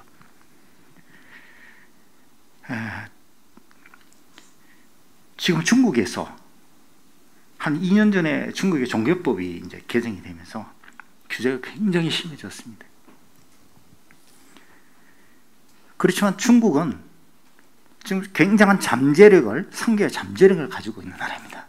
지금 기독교인 수가 한 1억 명 정도로 지금 추산을 하고 있는데요. 물론 기독교 수들이 있습니다. 제가 한 4년 전에 북경을 방문을 했습니다. 제자들을 신방을 하기 위해서 방문을 했는데, 거기서 하나님께서 두 번의 중요한 기회를 주셨어요. 한 번은 북경 지역에 있는 대학 교수들 한 25명을 모여서 이야기를 할 수 있는 기회를 주셨고요. 그 다음에 또 하나는 북경 지역에 있는 가정교회, 가정교회 지도자들 역시 한 25분 정도 모여서 이야기를 할 수 있는 기회를 주셨습니다. 거기서 한국의 기독 교수들이 지금 이렇게 열심히 하고 있는 이 모습을 제가 본 것을 그대로 그들에게 전했습니다. 그들 굉장히 감동을 받은 것 같아요. 제가 그런 이야기를 했습니다. 차이스타를 포함해서 제가 지금 기독 교수님들이 하시고 있는 이런 사역들을 제가 이제 많이 들어서 알고 있으니까, 그래서 한국의 많은 교수님들이 유학생들을 위해서 이렇게 헌신을 하고 계시는데 중국에서 정착률이 참 낮습니다. 90%가 유실이 되어집니다. 그래서 좀 이 학생들을 좀 잘 돌보아 주어서 중국 교회를 위해서 이 인재들이 활용할 수 있으면 더할 나위 없이 감사하겠습니다. 라는 그런 부탁의 말씀을 드렸습니다. 그 이듬해 태국의 치앙마이에서 미션 차이나 2030 대회가 열렸는데, 미션 차이나 2030 대회 이전에 프리세션이 하나 만들어졌다는 겁니다. 그것은 리터니들을 위한 선교 전략을 논의하는 모임이었습니다. 그래서 한 50여 명 이상의 목회자들이 모여가지고, 이 중국은 이제 하이꾸이라 그러는데 해외 귀국 유학생들을 우리가 어떻게 해야 될 것인가에 대한 이야기를 하기 시작했다는 겁니다.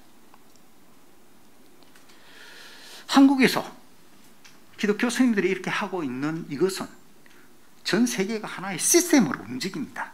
시스템 논리는 간단하지 않습니까? 하나의 작은 시스템이 다른 시스템에게 영향을 미치면은 다른 시스템은 그 위에 있는 시스템에게 영향을 미치고, 그러면 그 시스템이 움직여서 수프라 시스템이 움직이는 거 아니겠습니까? 작은 인프라 시스템, 어떻게 보면 개인일지도 모르죠. 그러나 작은 단위가 움직이면서 수프라 시스템이 움직이는 것은 시스템 논리입니다. 전 세계 기독 교수들, 우리가 이제는 국제화 시대에 전국 교수 선교대회가 지금까지는 35차 대회까지는 우리 교수님, 한국 교수님들 모여서 이렇게 했는데, 이제는 한국에 있는 외국 교수님도 초청하고 또 외국에 있는 기독 교수님 초청해서 우리가 글로벌 시대에 맞는 그런 기독 교수 선교대회로 발전할 수 있으면 좋겠다, 이런 개인적인 소망을 갖습니다. 그러면 중국에 지금 기독 교수 조직이 지금 형성이 되어 있습니다. 한 100한 몇 명 정도 기독 교수들, 북경 지역에 있는 기독 교수들이 모임이 지금 운영이 되고 있습니다. 제주도 그분들 초청해서 훈련도 시키고 그럽니다. 방역 문제입니다. 방역 문제는 원래 이제 차이스타가 10년 차입니다. 9년 차를 되돌아보면서 이제 또 다른 10년을 우리가 비전을 가지고 설계를 하고 있는 굉장히 중요한 때라고 생각되어집니다.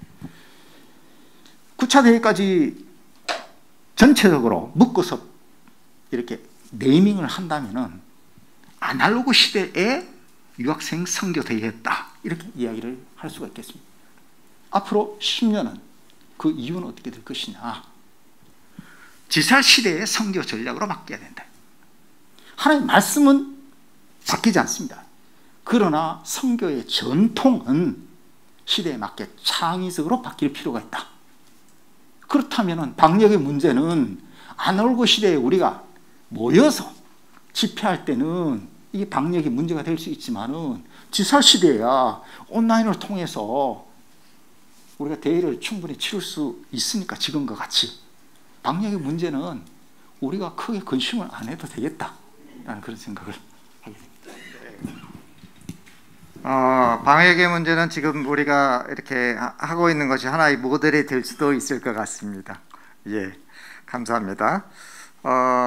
그래서 발제자 세 분에 대한 질의응답을 좀 했고요. 이번에는 좀 더 전체적으로 발제자를 정하지 않고 좀 이야기를 진행해 보겠습니다. 우리 최성민 학생이 이렇게 옆에 앉아 있는데요. 예, 그 학생이 생각할 때 이 코로나 사태를 맞이했을 때 하나님 뜻이 있는가? 사실 그것은 학생뿐만 아니라 우리 교수들도 마찬가지고 모든 사람이 다 마찬가지입니다. 과연 이런 일을 일어나게 한 하나님의 뜻이 무엇인가? 그런 거에 대해서 어떻게 좀 생각하시는지. 예. 네. 저뿐만 아니라 다른 교수님분들도 그렇게 생각하실 수도 있고 아니면 그냥 제 생각이 담겨 있을 수도 있는데 한번 말씀드려보자면은 코로나 사태가 일어나고 나서 조금 우리 사회도 그렇고 세계에도 그렇고 그런 사회의 민낯이 좀 드러나지 않았나, 또 국민의 의식 수준하고 그러면 국가의 수준이 국가의 의식이 드러나고 있다는 것이 가장 크다는 생각이 들었어요. 또 코로나 바이러스가 심각한 나라를 좀 보면은 제대로 치료받지 못하고 검사조차 하지 못하는 나라가 있죠. 그리고 또 코로나로 인한 인종차별도 있고 심지어 또 눈에 보이지 않는다고 코로나가 없다고 믿는 이제 해외 젊은 사람들도 많습니다. 네, 이런 거를 보고 확실히 저는 문제가 있고 이것이 어떻게 보면은 우리가 늘 보이지 않다가 이제서야 코로나가 발생하고 나서 이제서야 보이기 시작했다고 저는 생각을 합니다. 그리고 그런 나라에서 살고 있고 나라를 세우는 거는 또 국민이죠. 또 법을 바꾸는 것도 국민이고, 근데 그 나라를 하나님께서 다스리신다는 거, 그리고 세계도 마찬가지고, 네, 전 하나님의 공의랑 정의를 생각하지 않고 또 각국의 이익, 개인의 이익, 정당의 이익만을 생각하거나 또 개인의 이기심이나 자존심이 공동체를 어렵게 하고 또 사회적 약자를 곤란에 빠뜨리게 한다는 것을 코로나를 통해서 어떻게 보면 공의의 하나님, 정의의 하나님께서 좀 드러나게 하시지 않았나라는 생각이 들게 되었습니다. 좀 그런 시선으로 저는 이번 코로나 사태를 바라보게 되었고, 이것이 어떻게 보면 우리 인류에게 주는 또 숙제가 아닐까 싶기도 합니다. 저는 그렇게 생각합니다. 네, 우리 가운데서 제일 이렇게 영 제너레이션입니다. 예, 영 제너레이션이고, 어떻게 보면은 이런 학생들이 나중에 우리가 이제 이 세상을 떠날 때 짊어져야 될 그런 거고, 오전에 이야기했던, 오후에 이야기했던 분이 지금 여기 있는 교수님들은 적어도 대학 다닐 때 어떤 부흥의 그런 영향을 받은 분이었다. 그런데 여기 좀 예외인 것 같아요. 지금 아닌 것 같은데 이렇게 예외인 것 같은 분이 한 번 앉아 있는데, 혹시 대학 다닐 때 멘토라고 할까요? 혹은 인플루언서라고 할까요? 그 영향을 미친 분이 있었습니까? 그 이야기를 좀 들으면 좋을 것 같아요. 네, 저는 이제 ESF라는 선교단체에서 활동을 하고 있고요. 거기서는 이제 1:1 제자 양육을 하고 있습니다. 그래서 저도 누군가에게 이제 성경 공부를 이제 받게 되었고, 저도 누군가를 가르치기로 했습니다. 저는 이제 저에게 이제 이제 가르치는 사람을 목자라고 하고 배우는 사람을 양이라고 하는데, 이제 제가 로마서 양이고 저를 가르쳐준 목장님께서 이제 제가 군대에 가기 전에 로마서를 계속 배우고 있었는데, 제가 군대 때문에 또 고민이 많았어요. 예. 그런데 이제 마음이 심란했을 때 이제 그 목자님께서 제가 좋아하는 찬양을 또 기타로 연주해줬던 기억이, 어떻게 보면은 군대 안에서도 계속 그 찬양이 계속 기억에 남았고, 또 그것 때문에 또 힘을 얻게 되었던 적이 있습니다. 예. 또 그분은 또 어떻게 보면은 선교단체에서 예배를 하는데, 예, 또 교회에서도 그러고 또 술과 담배에 찌든 형제들을 본인이 이제 데리고 와가지고 그렇게 같이 예배를 드렸던, 어떻게 보면은 정말 낮은 곳을 향해서 갔던 분이라고 생각이 들고, 그분 그 목자님은 이제 제 핸드폰에도 전화번호가 저장이 되어 있는데 핸드폰에 저장해 놓을 때 롤모델로 제가 저장을 해 놓을 정도로 정말 인상 깊었던 분이었습니다. 그리고 영향을 받거나 준 사례라고 생각을 해보면은 또 한 자매님이 또 어떻게 심리적으로 굉장히 힘들어하고 계속 무언가 중요한 일이 있어도 도망치고 그럴 때가 있었어요. 그럼에도 이제 계속 참고 기도하고 기다린 적이 있었는데 그게 또 2년 넘게 지속되고, 어떻게 보면은 세상이 볼 때는 그냥 내버려둬라 그럴 수도 있는데 계속 기도하고 계속 중보해주고 그러다가 이제 그 이후에는 반대로 회복이 되어가지고 제가 힘들어할 때 그 자매가 저에게 또 힘이 되어주는, 서로 빚을 지고 서로 또 서로 죄송합니다. 서로 힘이 되어주고 있는 거죠.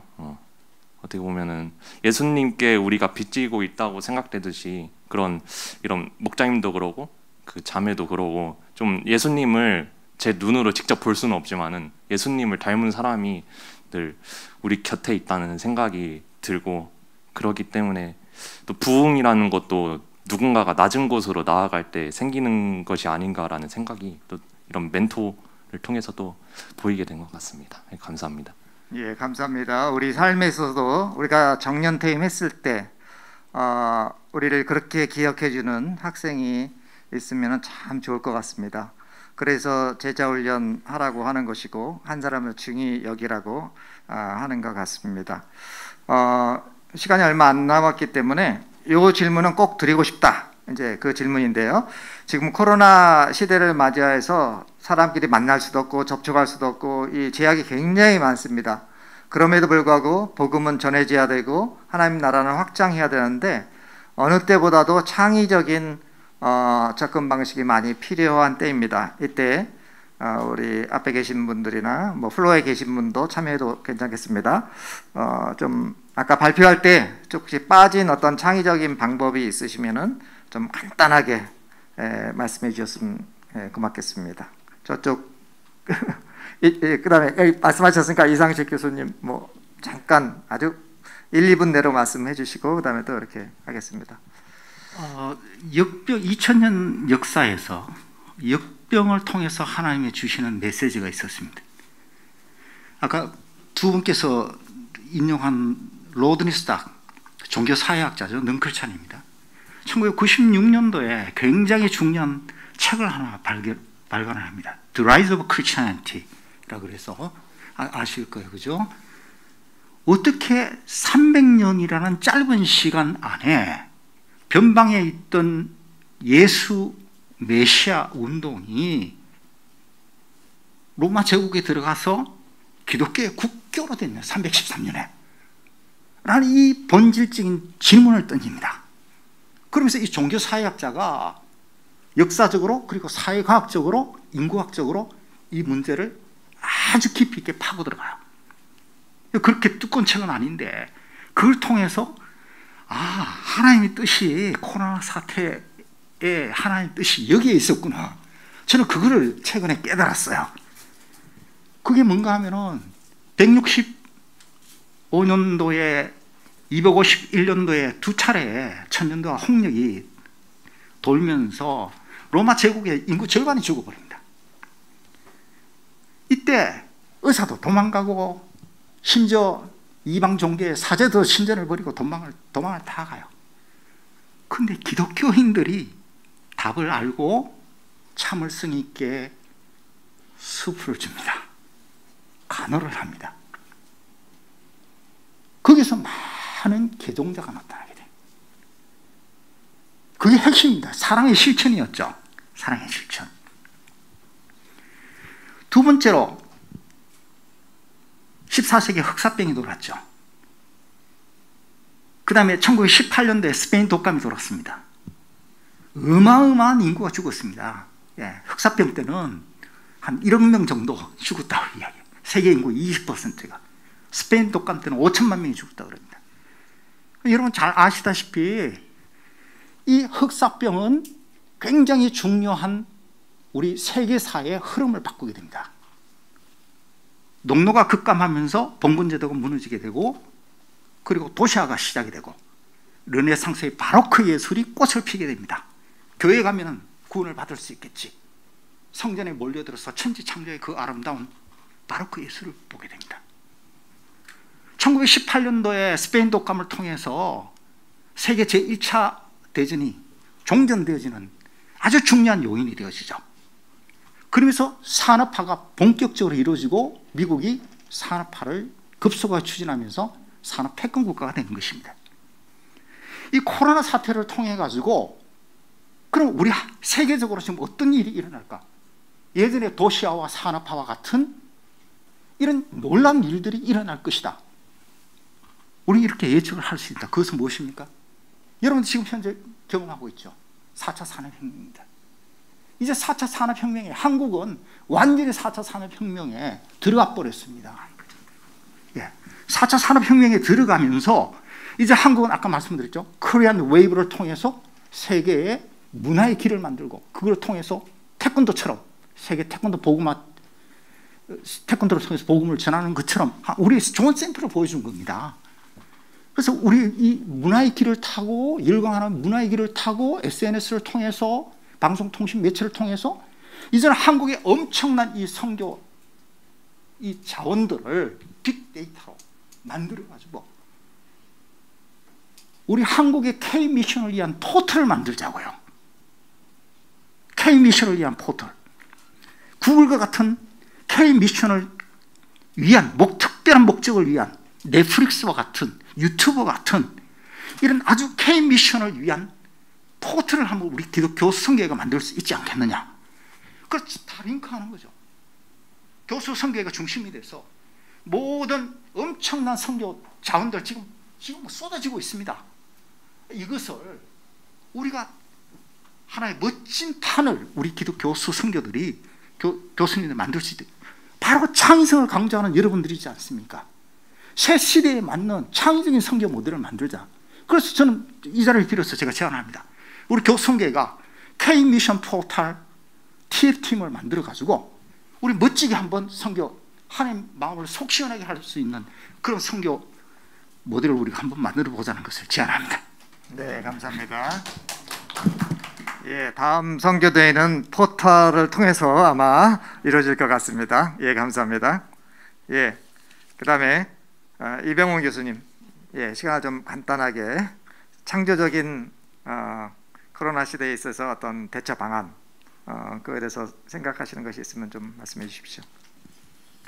예, 참 여전히 계속되는 고민이고요. 아직 방법을 못 찾았습니다. 길을 못 찾고 현장 안에서 실제 이렇게 봤더니 되었더라라는 이제 경험적인 사례는 저에게는 없습니다. 저는 이제 신학교에서 학생을 가르치는 사람이기 때문에.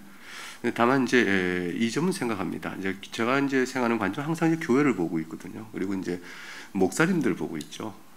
제 시선이 일반 사회를 향해서 이제 믿지 않는 사람들에게 시선이 가 있지 않고 이제 교회에 가 있다 보니까 오늘 이 코로나 이후 시대에 교회가 어떻게 변해야 될 것인가, 이제 이런 식의 생각은 좀 하는 편입니다. 근데 항상 이제 그 뜻밖의 경험인데 답은 항상 돼 있다. 이 생각의 결론이 남아요. 그러니까 이제 우리가 코로나19 이 시대 이후에 온라인으로 영상으로 또 사이버 공간을 통한 다양한 방법론적인 구상을 하는 것들은 뭐 그건 마땅하고 필요한 이고 그걸 해야 될 거예요. 해야 될 거고 당연히 그럴 것입니다. 근데 이제 목회자님들이 근데 지금 굉장히 코로나19에 목회 일을 못 찾고 있다. 내가 시간이 지금 어떻게 이 일을 전에 했던 일과 일을 못 찾고 있다 할 때 이 답은 딱 뭐냐면 더욱 부지런해질 수밖에 없다는 거거든요. 모아서 했던 일을 흩어져서 하는 일밖에 없는 거니까 한 번에 모아서 100명을 모아서 했던 일을 지금 5명 단위로 20번 만나줘야 되는 일로 사역 자체가 바뀌는 것이죠. 그래서 모아서 가르치는 전도 훈련, 모아서 가르치는 말씀이 이제는 흩어져서 찾아가 가르치고 찾아서 훈련시키는 방법으로 바뀌니까 목회는 굉장히 역동적이고 발바닥 목회가 되었다. 제가 그런 표현을 씁니다. 발바닥으로 목회하는 시대가 왔고 훨씬 유익하다. 근데 온라인으로 찾아가는 목회도 있고 실제 시간 내에 가는 것도 개별적 만남은 가능하니까 몸을 움직여 부지런히 돌아다니고 그다음에 온라인으로 다양한 줌이든지 다양한 방법을 통해서 이렇게 쪼개어 교인을 접촉할 수 있을 것이다. 근데 이 방법은 굉장히 두 가지 점에서 중요한 거예요. 하나는 뭐냐면 진리 사역에 대한 똑바른 이해입니다. 교인들을 내용적으로 잘 가르쳐야겠다는 사역이고요. 그리고 두 번째는 진리 말씀에 대한 성경적 이해를 똑바로 아는 만큼 그들에게 삶의 변화와 또 복음 전도의 사명을 고치시키는 일인데, 요 일은 결국은 관계적으로 넘어가는 걸 생각합니다. 그래서 훈련이 필요하다는 것이고요. 두 번째는 아까 우리 말씀하신 것처럼 저는 정말 동감하는데, 초대교회 때는 복음이 진리됨을 주님께서 표적으로 나타내 보셨어요. 왜 예수 그리스도의 복음이 그를 믿고 회개하면 생명이 얻는가? 왜 그리스도의 복음이 참 메시아인가를 증명하는 복음적 내용을 다 표적으로 증거하셨어요. 근데 오늘 우리가 전하는 복음이 진리됨을 무엇으로 우리가 증거할까? 하늘의 표적이 다시 나타나야 되겠는가? 이제 그것을 구할 것이 아니고 우리에게는 그것을 어쩌면 우리 안에 역사한 성령의 일하심인데, 그것은 우리가 다 똑같은 공통적 인식을 갖고 있는 것 같아요. 그것은 뭐냐면 드러나는 선행입니다. 소외된 자와 아픈 자와 연약한 돌보는 교회적 복음적 사역의 활발하게 드러나야겠다. 그래서 목회의 초점이 모여 가르치는 일, 이제 진리됨에 대한 사역의 본질을 잘 회복하고, 그 다음에 교인들의 삶과 여러 기회를 통해서 소외된 자를 돌보는 일 쪽으로 상당 부분 변화를 해나가는 일이 우리에게 좀 필요하지 않겠나. 그렇게 전 이 생각을 해봅니다. 이건 창의적이지 않죠. 본질로에 돌아가는 해야 될 일에 대한 회복이다, 이렇게 볼 수 있겠습니다. 네. 네, 가장 창의적인 것이 어떻게 보면은 가장 본질로 돌아가는 것이다, 이렇게 말씀해 주셨습니다. 주로 시선이 이제 교회 쪽에 가 있다고 하는데, 시선이 캠퍼스에 늘 가 계신 분이 계십니다. 주로 캠퍼스에서 활동하는 우리 선교단체 간사님들입니다. 마침 이 자리에 그 일을 하시는 간사이시면서 목사님이신 정재식 목사님이 여기 계시기 때문에 한번 우리가 그걸 들어보는 것도 좋을 것 같습니다. 네. 효과적이고 그리고 창의적인 대안은 저도 잘 모르겠습니다. 사역자가 이런 얘기를 해요. 지금 현대 사회에 일어나는 문제들은 너무 복합적이고 전 세계적인 얽혀 있는 부분이기 때문에 이것이 답이다라고 얘기하는 사람은 그 사람은 거짓 선지자라고 얘기하거든요. 저는 그 말에 공감합니다. 어느 하나의 답을 제시할 수 있는 것이 아니고, 그래서 저는 거짓 선지자가 되고 싶지는 않습니다. 다만 제가 생각하는 몇 가지는 우리가 할 수 있는 일을 지금 해야 되지 않을까. 저는 그 코로나 이후에 팬데믹 현상에 대해서 이제 신학자들이 여러 가지 해석들을 했었잖아요. 근데 이제 월트 브루그만이라는 이제 구약학자는 전쟁과 기근과 그리고 역병에 대한 이 세 가지가 일어날 때 그 세 가지를 하나님의 뜻이 무엇이냐라는 걸 크게 세 가지로 정리를 해요. 하나는 이것은 우리의 불순종에 관한 하나님의 심판이다. 레위기와 신명기에 나오는 그 사관에 따라 가지고 인과응보적으로 해석하는 모델이 하나 있고, 또 하나는 하나님의 어떤 목적이 있는 일하심이다. 그래서 바로와 애굽의 집에 있었던 이제 그 일들처럼 어떤 하나님의 목적이 있는 것이 아닌가. 그리고 또 하나는 욥에게 있었던 일들처럼 이거는 우리가 해석이 불가능하다. 하나님의 어떤 거룩하심과 그분의 공의를 바라보는 것이지, 그리고 그분의 선하심을 기다릴 뿐이지 이것은 우리가 알 수 없는 일이다. 저는 그 세 가지가 어느 것이 정답이라고 얘기하고 싶지는 않고요. 이것은 다 한쪽 면의 측면이라고 생각합니다. 앞에서 바라볼 때와 옆에서 바라볼 때와 뒤에서 바라볼 때 다 사실인 거죠.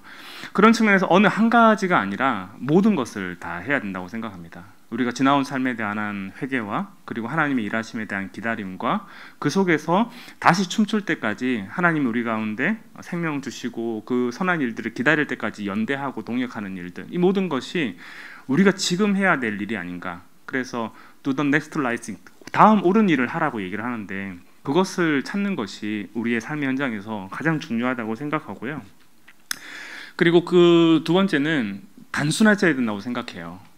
지금 하고 있는 거에서 더 많은 것들을, 더 새로운 것들을 알기 위해서 하기보다 우리가 지금 뭘 해야 될 것인가에 대한 본질적인 이해를 가져야 된다고 생각하는데, 저는 앞서서 제가 가족 종교화에 관한 얘기를 했는데 이것이 어떤 측면에서는 부정적인 것 맞습니다. 근데 또 다른 한편으로는 어떻게 생각할 수 있냐면, 우리의 삶과 우리의 모습이 가족들에게 증인이 되지 않는다면 그 이상으로 어떤 것들을 할 수 있을까? 부모님이 집에서 하는 행동과 말이 달라요. 그러면 이제 그 아이들은 대학을 가면서 떠나게 되거든요. 1차적으로 가까운 곳에 있는 사람들에게 선한 영향력을 드러내는 것, 그것이 너무 중요한 시대가 될 것 같습니다. 그러면 이제 가족 안에서 그 일들을 하고, 그러면 이제 그것이 또 다른 뭐 이해엔승이든 또 다른 방식으로 열릴 수 있다고 생각합니다. 그리고 이 땅의 문제에 관해서 질문하는 교회, 그리고 그 질문에 관해서 정직하게 답변하는 교회들이 함께 필요하고, 그 속에서 어른들이 필요하다고 생각합니다. 여기 있는 교수님들께서 학생들의 어떤 질문과 물음에 대해서 하늘의 언어로 답하는 것이 아니라 하늘의 언어가 이 땅의 언어로 소화될 수 있는, 그래서 하나님 나라가 이 땅에 임하는 것을 바라보면서 그것이 내 삶에 관한 소망의 이유로 나누어지는 것이 증거될 때 학생들은 지금은 말로 배우질 않거든요. 제가 볼 때는 말로 배우고 글로 배우는 세대가 아니라 그 사람에 관한 존경과 신뢰가 있을 때 그 말을 듣습니다. 이제 그런 측면에서 우리가 학교 현장에서 더 신뢰감과 그리고 사람을 존중하는 일들이 함께 필요하지 않을까 생각하고요. 뭐 이런 일들이, 고민들이 다채롭게 일어나고, 그리고 그 일들을 해가야 되지 않을까 하는 생각들이 같이 듭니다. 네, 김병훈 교수님께서 이야기 들으면서 1분만 시간 달라고 하셨어요. 드립시다. 네. 감사합니다. 제가 아까 이거 말씀드리면서 지금 쭉 얘기 들으면서 결국 정리된 마지막 결론 부분을 제가 한 센텐스 빼먹었다 싶어서요. 이제 사실 그 진리의 말씀과 거룩한 삶의 내용, 이 두 가지를 우리가 항상 접근해가는데, 사실은 이게 이제 창조와 복음이라고 저는 생각돼요. 뜻밖의 진리 사역은요, 창조에 부딪혀요. 그리고 도덕의 문제는 사실 복음의 문제입니다. 이 복음은 죄 사함과 죄 사함 받은 자가 어떻게 주 앞에 은혜에 반응하는가, 이것으로 드러나는 데 반해서 이제 진리 사역 자체는 큰 벽 자체가 이제 창조입니다. 심지어 신학생들도 저희가 받아서 가르치다 보면 예수는 믿는데 창조 사역은 답을 못해요. 굉장히 어려운 상황. 자연주의와 세속적 물질주의적 세계관에 너무 쩌들어 있어요. 질문하지 않고 그냥 왔을 뿐이에요. 하나님은 계시겠지만. 그래서 복음과 창조의 그 상관관계에 대한 이해가 굉장히 그 조직적 사고가 없더라. 그러니까 이 부분이 없으니까 나머지는 복음의 문제는 항상 연약하거든요. 사람이 그 모범이 되고 훌륭한 사람이 되어가는 일들은 평생 과제인 것이지, 우리 가운데 정말로 나를 보고 예수 믿으라 할 사람이 참 없거든요. 내면 안에 고통이 있고 아픔이 있고, 삶은 부실하고, 성격은 우리가 원래 타고난 성격은 그대로 나타나고, 이런 가운데서 나를 보고 예수 믿으라 할 수는 없는데, 한 가지 분명한 것은 하나님이 계시고 세상은 창조되었으니 우리가 이 앞에서 주 앞에 이를 것이다. 이 한 가지 사실 앞에 죄의 용서를 구한다 라고 나올 때, 진리사역은 뜻밖의 창조사역과 그다음에 도덕의 성화사역은 이거는 복음의 사역으로 이렇게 묶여진다. 이 부분을 좀 한 가지 덧붙여서 이 시대 복음전도에 필요한 내용으로 좀 강조하고 싶고 또 바라는 바입니다. 네, 감사합니다. 보통 이렇게 교수선교대 하면은 대부분 참여하는 인원들이 교수기 때문에 우리들 이야기만 하고 끝나는 경우가 많아요. 근데 사실 우리가 왜 여기 있습니까? 학생들을 위해서 있는 거 아닙니까? 우리를 위한 모임이 아니에요. 네, 학생들을 위해서 우리가 캠퍼스에 있지 않습니까? 그런 의미에서 학생의 말을 좀 들으면서 이 토론을 좀 끝났으면 합니다. 이 코로나 세대를 맞이해서 좀 하고 싶은 얘기가 있으면 좀 해주시죠. 네, 교수님들이랑 지금 청년들이랑 아마 뭐 좀 나쁘게 들릴 수도 있겠지만은 세대 차이라는 게 참 정말 쉽지 않는 과제라고 저는 또 생각을 해요. 네, 어쩔 수 없는 또 사회 현상이기도 하고요.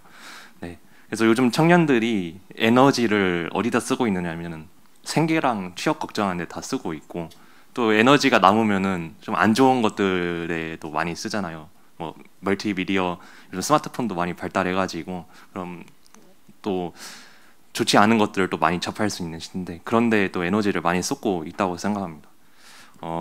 원래 그랬는데 코로나 사태 때문에 그게 더 가속화되어졌다고 저는 생각을 해요. 그래서 언젠가는 또 이렇게 될 일이었는데 지금 코로나 때문에 훨씬 더 앞당겨졌다고 저는 생각을 또 합니다. 그리고 정말 그 자아 정체성을 형성해가는 그런 대학생 시기에 또 말씀을 배우고 하나님을 알아간다는 건 정말 매우 중요하게 생각하고요.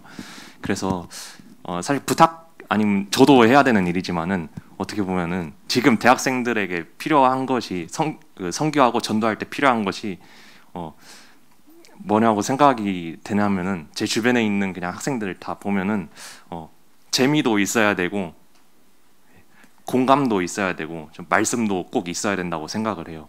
네, 그래서 또 왜 그러냐면은 또 요즘에 그냥 말씀 보고 우리 그 성경 공부하자라고 하면은 그냥 딱딱하게 들릴 수도 있잖아요. 그래서 어떻게 보면은 재미 또한 우리 대학생들에게도 또 중요한 요소가 아닐까. 그냥 향락 이런 게 아니라 네, 그것도 필요하다고 보고 흥미. 네.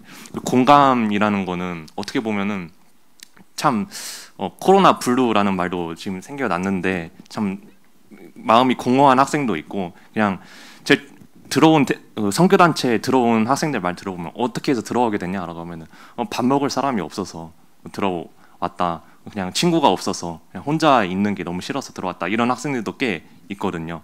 어떻게 보면 또 그런 마음에 공감해줄 수 있는 또 사람들이 필요한데 네, 그게 없다는 것도 참 어떻게 보면은 또 우리가 해줘야 할 그런 역할이지 않을까 생각도 들고요. 말씀은 꼭 있어야 되고 그거는 네, 본질을 지키는 거 아까 목사님께서도 말씀해 주셨는데 정말 중요하다고 생각합니다. 네, 그래서 ESF에서 활동했던 그 선교 방법만 좀 간단하게 말씀드리자면은 그 모든 대학교에 다 커뮤니티가 있어요. 에브리타임이라는 어플인데 그 어플 아마 대학교 교수님들 그 이메일 있으면 다 가입할 수 있고 거기서 홍보도 다 할 수 있어서 그거 대학생들 진짜 많이 보고 댓글도 많이 달거든요. 그거 많이 활용해서 그걸로 저희는 선교단체에서 게임 대회 e스포츠 같은 걸 열어가지고 또 했었고 또 타 지역에서는 랜선 MT 같은 것도 또 하더라고요. 요즘 시대에 할 수 있는 거를 정말 할 수 있는 게 아까 간사님께서도 말씀하셨는데 정말 그게 좀 중요하다고 생각합니다. 네, 전 이상으로 네, 발언 마치도록 하겠습니다. 네, 감사합니다. 예, 시간이 다 된 것 같습니다. 이번 선교제를 통해서 정말 우리가 여러 번 듣는 말은 이 코로나 이 시대를 맞이하여서 우리가 좀 창의적으로 이 시대를 뚫고 나갈 수 있는 그러면서도 복음의 본질을 훼손하지 않고 그것을 잘 적응해 갈 수 있는 그런 전략이 필요하다. 근데 공통적으로 전부 다 나온 것이 한 사람을 중요하게 하게 된다. 그리고 정말 예수님을 닮은 제자를 삼아야 한국에서의 기독교가 계속 연명할 수 있다. 그런 과제를 우리에게 주셨습니다. 이것을 품고 우리가 또 기도하면서 내년 대회를 기약했으면 좋겠습니다. 이것으로서 캠퍼스에서 다음 세대를 준비하라는 토론을 마치겠습니다. 참가해 주신 토론자 여러분 감사합니다. 예, 수고하셨습니다.